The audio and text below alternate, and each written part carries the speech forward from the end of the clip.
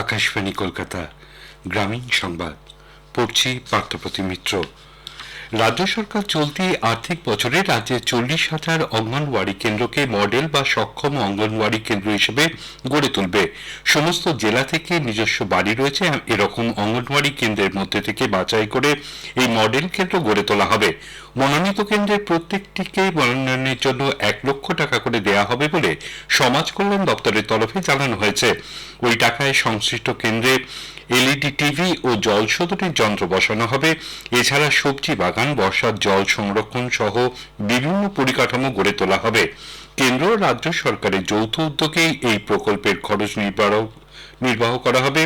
উল্লেখ্য, গত আর্থিক বছরে প্রথম 5 জেলা থেকে 4,750টি অঙ্গনওয়াড়ি কেন্দ্রকে মডেল অঙ্গনওয়াড়ি কেন্দ্র হিসেবে গড়ে তোলা হয়। রাজ্য সরকার প্রধানমন্ত্রী আবাস যোজনার অসম্পূর্ণ থাকা প্রায় 15,000 বাড়ি তৈরির কাজ আগস্ট মাসের মধ্যে শেষ করবে। রাজ্যের পঞ্চায়েত মন্ত্রী প্রদীপ মজুমদার আকাশবাণীকে জানিয়েছেন, এ পর্যন্ত আবাস প্রকল্পে মোট 34,67,651টি বাড়ির অনুমোদন দেওয়া হয়েছে এবং এ বাবদ টাকা প্রদান করা হয়েছে। এর মধ্যে 34,11,977টি বাড়ির নির্মাণ কাজ সম্পূর্ণ হয়েছে। অবশিষ্ট 55,674টি বাড়ির মধ্যে 40,863টি বাড়ি বিভিন্ন কারণে সম্পূর্ণ করা হবে না। দক্ষিণবঙ্গের জেলাগুলিতে বৃষ্টিপাতের ব্যাপক ঘাটতির প্রেক্ষিতে কৃষিকাজে জলের যোগান অব্যাহত রাখার জন্য রাজ্য সরকার জলসেচ ব্যবস্থাকে আরও মজবুত করার উদ্যোগ নিয়েছে। সামগ্রিক পরিস্থিতি পর্যালোচনা করতে জলসম্পদ অনুসন্ধান দপ্তর আগামী 22শে জুলাই বিশেষ বৈঠক ডেকেছে। দপ্তরের মন্ত্রী মানস ভূঁইয়া জানান, ওই বৈঠকে বিভিন্ন জেলার ভূগর্ভস্থ জলের বর্তমান পরিস্থিতি খতিয়ে দেখা হবে। কৃষি দপ্তরের সঙ্গে আলোচনা করে চাষিদের স্বার্থে কি ব্যবস্থা নেওয়া যায় তাও দেখা হবে। এ ব্যাপারে জেলাগুলির কাছ থেকে বিস্তারিত রিপোর্ট চাওয়া হয়েছে।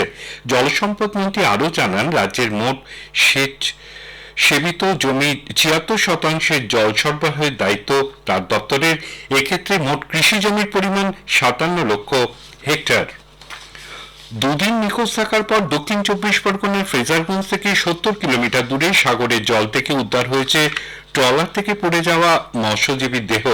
ডায়মন্ড হারবারের সুলতানপুর মৎস্য বন্দর থেকে এফবি বাবা লোকনাথ ট্রলারে চেপে 14 জন মৎস্যজীবী ইলিশ ধরতে গভীর সমুদ্রে পাড়ি দেন। গত 11 জুলাই জম্বুদ্বীপ থেকে তারা আরো গভীরে মাছ ধরার সময় পা পিছলে পড়ে যান 55 বছরের মোহন মাঝি। এরপরই উপকূলরক্ষী বাহিনী আকাশ এবং জলপথে তল্লাশি শুরু করে। গতকাল কুলপির হাড়ার বাসিন্দা ওই ব্যক্তির দেহ উদ্ধার করে হলদিয়ায় নিয়ে যাওয়া হয়। উত্তরবঙ্গে খড়িবাড়ি পানি ট্যাঙ্কির কাছে মেচি নদীর স্রোতে তলিয়ে গিয়ে এক যুবতীর মৃত্যু হয়েছে। গতকাল টোটো চালকরা সেতুর ওপর থেকে এই দৃশ্য দেখতে পেয়ে পুলিশকে জানালে তারা নেপাল কর্তৃপক্ষকে সতর্ক করে। পরে ভারত নেপাল সীমান্তের কাছ থেকে মৃতদেহটি উদ্ধার করা সম্ভব হয়। মুর্শিদাবাদের লালগোলার নসিপুরের নিম্নমানের রাস্তা তৈরির অভিযোগে স্থানীয় বাসিন্দারা গতকাল বিক্ষোভ দেখান। তাদের অভিযোগ, বিপুল অঙ্কের টাকা কাটমানি নেওয়া হয়েছে। এর ফলে সস্তা সামগ্রী ব্যবহার করায় রাস্তা তৈরির 15 দিনের মধ্যেই উঠে যাচ্ছে পিচ। স্থানীয়দের অভিযোগ খতিয়ে দেখে ব্যবস্থা গ্রহণের আশ্বাস দিয়েছে ব্লক প্রশাসন। গ্রামীণ সংবাদ শেষ হলো।